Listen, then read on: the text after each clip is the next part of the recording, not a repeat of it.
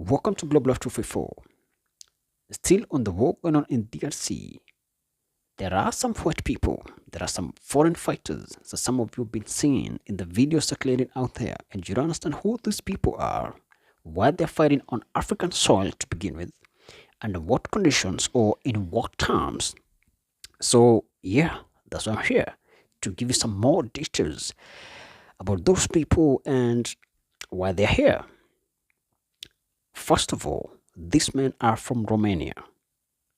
They were contracted by Felix Tshisekedi and the Congolese government to fight alongside the Congolese army and the African forces, MONUSCO and SADC, against the M23 rebels. They are contracted from a Romanian private military company, and they came specifically to help the DRC army push back on the M23 rebels. Something that stands out very conspicuously and very shockingly is the amount of money that these guys were pocketing. In contrast or in comparison to the local fighters, the Congolese fighters, these men were pocketing 5,000 USD per month, each one of them, under their contract. The whole time that they've been fighting in the DRC, and you saw clearly they didn't even achieve anything significant, right? While the local Congolese fighters, the Congolese army, some of them, as they said, were getting as little as 100 USD per month, and sometimes go unpaid. Really? Yes, it's that ridiculous. Foreign fighters getting 5,000 USD a month, while the local fighters are getting $100 a month. And I think that could be some of the reasons why the Congolese fighters gave up and, you know, fled to Rwanda. Some of them surrendered to the M23 and were integrated into the M23 because that's the news that I'm getting. Right? Listen, I want to give you some more details about this man and the contract that they were fighting under so that you understand or you get a clearer picture of who these people are and why they were fighting in the DRC. So, in the recent developments within the DRC Congo, approximately 300 foreign mercenaries, many identifying as Romanian, were contracted by the Congolese government to support the national army against the M23 rebels. These mercenaries were involved in operations utilizing advanced equipment, including high-tech drones, to bolster the efforts against the insurgents. Despite these efforts, the M23 rebels, reportedly backed by Rwanda, captured Goma, a significant city in eastern DRC.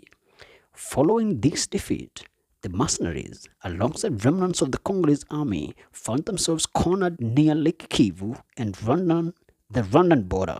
Subsequently, they surrendered to United Nations peacekeepers in Goma, who facilitated their transit through Rwanda. The mercenaries expressed relief upon returning home, marking the end of a challenging mission. This episode underscores the complexities and challenges associated with the use of foreign mercenaries in conflict zones, highlighting issues related to coordination, effectiveness, and the broader implications for regional stability. So, in the videos that some of you saw, and if you didn't see the videos, they're out there.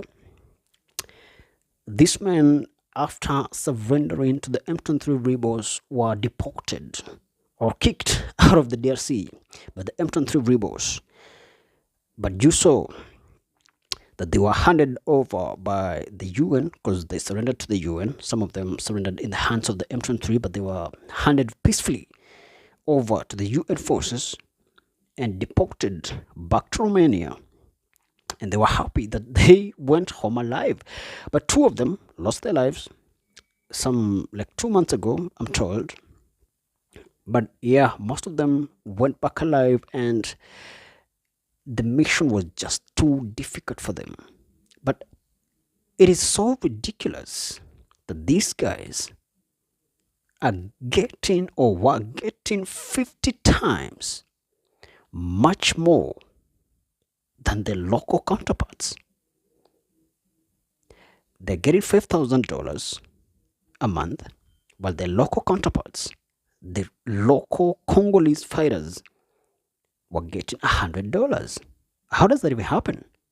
And they're being paid by the same DRC government. Well, there's much more than meets the eye in Africa. But in the meantime, we pray for the peace of Congo.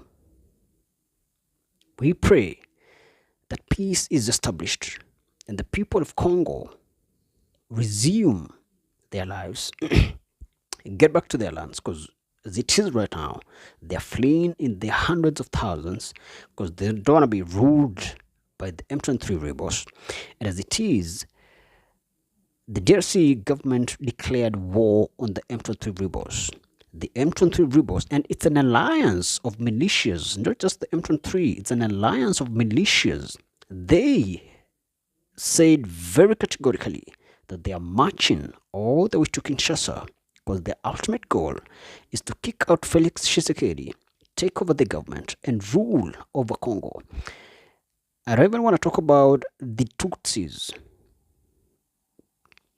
I don't even want to go there because, I mean, first of all, this is an ethnic militia, and being an ethnic militia coming from a very considerable minority in wanting to rule over Congo, a country of over 100 million people, is just inconceivable. But yeah, that's what they said. We're gonna be watching. As for now, thanks so much for watching.